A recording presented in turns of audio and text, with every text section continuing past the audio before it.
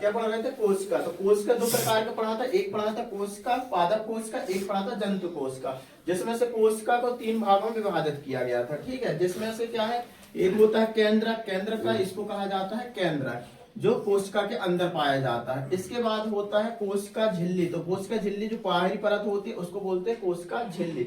इसके बाद होता है कोशिका द्रव। कोशिका द्रव में क्या होता है, ये जो बाहर जो द्रव मतलब होता है, जो पानी की तरह यहाँ पर भरा हुआ होता है, उसको बोलते हैं कोशिका द्रव। अब इसमें क्या क्या सब पाया जाता है, जैसे पादप कोशिका में पाया जाता है, हरित लवक पाया जाता है। क्लियर हुआ? इसके बाद इसमें चिकनी अंतर द्रव्य पाई जाती है।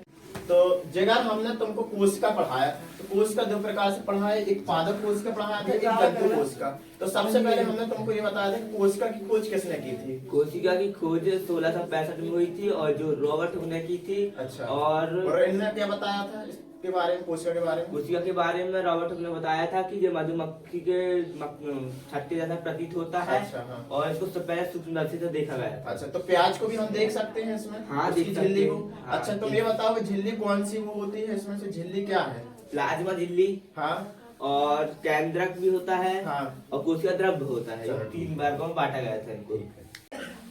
मयंक ये बताओ कि जो पादप कोशिका होते हैं या कोशिका होते हैं, सबसे पहले ये बताओ कि कोशिका कितने भागों में विभाजित किया गया है? 3। कौन कौन से? कोशिका द्रव, कोशिका झिल्ली, कोशिका भित्ति। अच्छा, ठीक है। अब हिमांशु ये बताओ तुम कि ये हम पादप कोशिका पढ़ रहे थे और पिछले बार जंतु कोशिका पढ़ा था, तो हरित लवक किस कोशिका में पाया? पादप कोशिका में पाया पादप जाती है, कोशिका हरित में लवक। पाया जाता है हरित लवक। ठीक है, और अगर जंतु कोशिका में पाया जाता है कि नहीं पाया जाता? नहीं पाया जाता। नहीं पाया जाता। ठीक है योगेश, तो हम लोग क्या पढ़ा रहे थे? कोशिका। कोशिका में। ठीक है, अब कोशिका में हमने तुमको सबसे पहले बताया था जंतु कोशिका, फिर बताया पादप कोशिका। इसमें जंतु कोशिका और पादप कोशिका में क्या डिफरेंस होते हैं?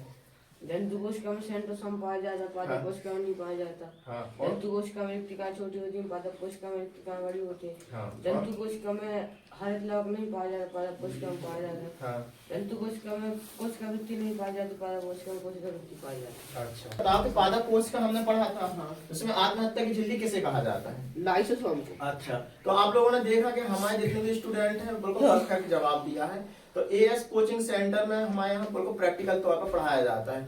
तो आप क्या बताना चाहोगे, एएस कोचिंग सेंटर में किस तरीके की पढ़ाई होती है? यहाँ पे बहुत अच्छी पढ़ाई होती है, यहाँ पे प्रैक्टिकल द्वारा बताया जाता है, और जो बताया जाता है 80% पेपर में आता है। आता है, और इस तरीके की पढ़ाई होती है तो तुम लोगों को रटाया जाता है कि यहाँ पर समझा यहाँ पे पढ़ाया? हम लोग जो समझते हैं उसको घर में जाकर पढ़ने की जरूरत भी नहीं पड़ती है, वो तो प्रैक्टिकल तौर पर यहाँ पढ़ाया पे जाता याद है। हो जाता है। तो इस तरीके से आप लोगों का 1 महीने का समय बचा है। हाँ। तो 1 महीने में आप लोगों को किस तरीके से हम पढ़ा सकते हैं? और रिवीजन द्वारा। अच्छा, तो इस तरीके से हम, तो आप लोगों को हम मात्र 1 महीने में, जो स्टूडेंट फेल होने के उसमें है कि संशय कि मैं फेल हो जाऊंगा या पढ़ाई नहीं कर पाए पूरे साल, तो हमारे कोचिंग को ज्वाइन कीजिए, मैं 1 महीने में आप लोगों को पास करा दूंगा।